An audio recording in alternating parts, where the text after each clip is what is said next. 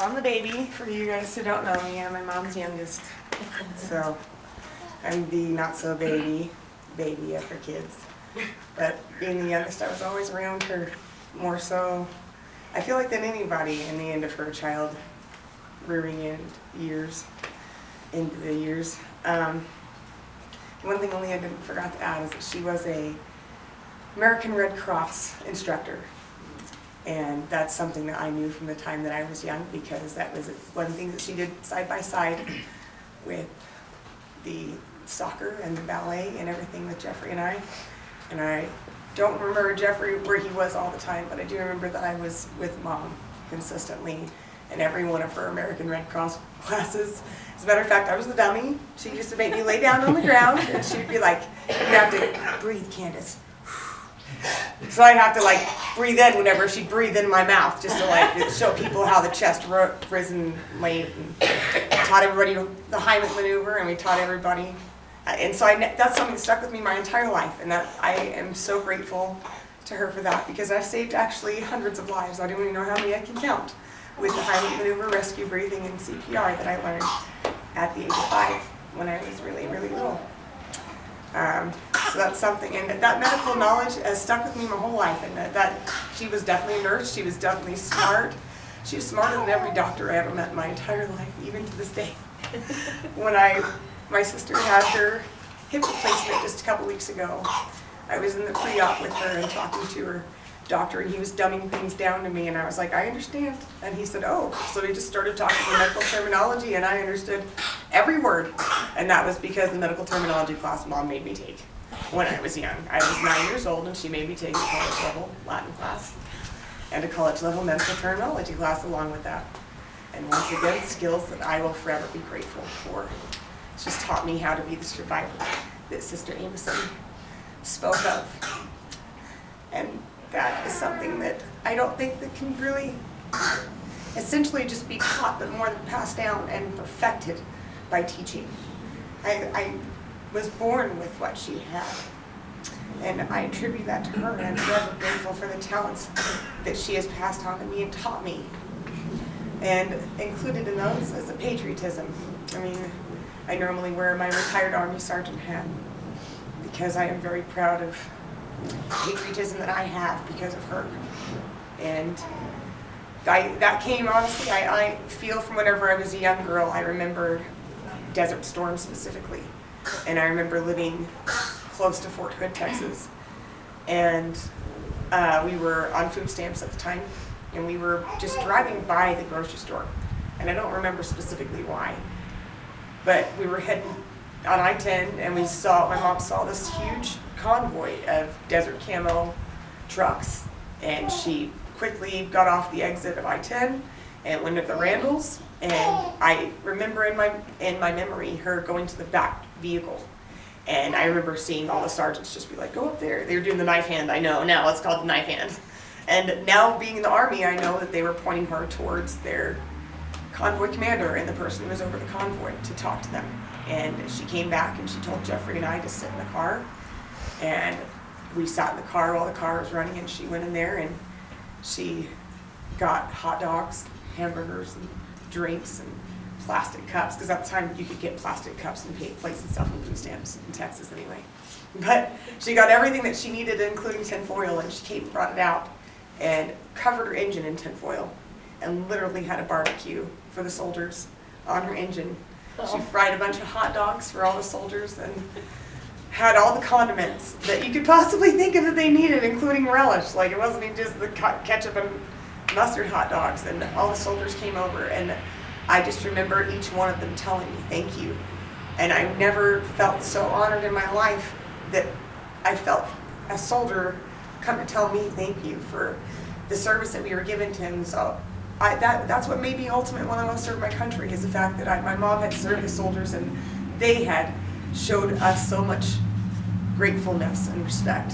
And I wanted to be a part of that indefinitely and forever, be able to remember that for my mom. And that is something I served faithfully almost 15 years in the Army, and this will be my 20th year. But I would have been on my 20th now, but I'm retired medically now. But yeah, I'm forever grateful for Mama for that. And Oh, another fun story about that. Sorry to ramble on, but when I joined the Army, it was very traumatic for Mama, because even though she was patriotic, she had never fathomed that I would join. Because Jeffrey always wanted to be a soldier. He always wanted to be able to be a G.I. Joe. And Mama knew that he was never going to be able to be because of his medical problems, and so she just thought she was in the clear. Well, little did she know, I took my ASVAB test without her knowing, right after my 17th birthday, and I passed with flying colors. And I asked the recruiters to go to the house with me. And as soon as the recruiters showed up and knocked on the door, because I knew they were coming, but they told me to not tell my mom, make it a surprise, just tell my dad. So I did, because my stepdad Derek was a veteran himself of the British Army, so it was not a big deal to him. He was like, cool. Yeah, he didn't realize that she was going to have the same reaction that I did either. She threw a fit and told them if they didn't leave the house that she was going to be calling the police on them. And that they would be, trespassed from her property. And so I took that as, okay, well, if I'm going to do this, I need to wait till I'm 18. And so I waited till I was 18 and quite literally went to the recruiter station and went to MEPS for 3 days, didn't tell Mom where I was, and came home and said, guess what, I'm a soldier, regular Army. And she literally got in her vehicle and drove up Payson Canyon and locked herself out of the vehicle for 12 hours. And had a nervous breakdown, and we had to have the rescue squad go up there and find her. And they found her just walking around her car, pacing, just mad because she locked her keys in her car. And she came back down and she told me that she remembered that there was this thing that the federal government does about 3 days, you have 72 hours to pull out of a major contract. So she begged me. And so I listened, and I did, but only to the extent where I felt comfortable. And I decided to go reservist. I was going to do it 1 week in the month, 2 weeks every summer. And that was a compromise I was going to make with my mom, letting her know that I am an adult now, but I do still respect her opinion. And so, yeah, that was a fun time, but she was really anxious for me to leave, and finally Leah and Mark got her to agree to be nice to me and go with me to the airport. I remember that. Luke was only 2, and he broke my heart. I remember leaving that day when he cried because he didn't want his Aunt Candice to go. And the thing I will never forget is that day when my mom picked him up and just told him, it's okay, Aunt Candice is just going away for a trip for a minute. And that was the last thing that I remember my mom saying to Luke before I left. And she didn't say anything else to me the rest I was in basic training, and I thought my mom hated me. And when I got to family day in basic training, there was my mom with my best friend from high school. She had driven all the way across country to Fort Leavenworth, excuse me, might as well, been in Fort Leonard Wood, Missouri, and she showed up at family day. She had talked to my drill sergeant, and I mean, times like that. My mom did things like that to me my whole life, over and over again, and it was all military related, and it was just honestly her patriotism. Like, as a mother, she hated it that I was in the Army, but the patriot in her loved it, and she could not pass up an example or even a time to say, hey, that's my daughter. My daughter was a soldier. She's proud of me.